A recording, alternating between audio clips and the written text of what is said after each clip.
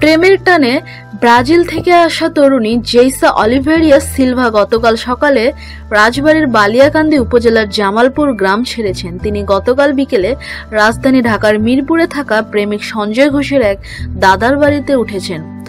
আগামী 10 এপ্রিল ব্রাজিলে ফিরে যাওয়ার আগ পর্যন্ত তিনি ওই বাসাতে থাকবেন বলে সঞ্জয়ের স্বজনরা জানিয়েছে।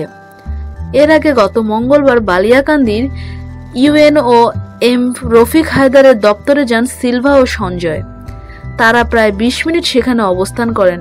ইউএনও এম রফিক হায়দার বলেন, ফেসবুকে সম্পর্কের অংশ হিসেবে সিলভা বালিয়াকান্দিতে এসেছিলেন। তিনি সঞ্জয় ঘোষের বাড়িতে ওঠেন। তবে রাতে যাতে তিনি নিরাপদে সেখানে অবস্থান করতে পারেন সেজন্য পুলিশি নিরাপত্তা চেয়ে আমার কাছে আবেদন করেছিলেন। আবেদনপত্রটি সে সময়েই বালিয়াকান্দি থানায় পাঠানো হয়। বালিয়াকান্দি থানার ওসি জাহিদুল ইসলাম বলেন, সিলভার আবেদনের ভিত্তিতে রাতে সঞ্জয় ঘোষের বাড়িতে একজন এসআই এর নেতৃত্বে 3 জন কনস্টেবলের দায়িত্ব পালন করেছে।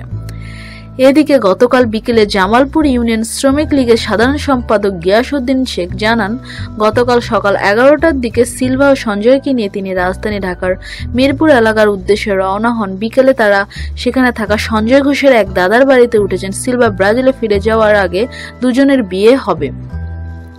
উল্লেখ্য, ফেসবুকে পরিচয়ের পর জেইসা অলিভেরিয়া সিলভার সঙ্গে মেসেঞ্জারে ইংরেজি ভাষায় নিয়মিত যোগাযোগ হতো সঞ্জয়ের।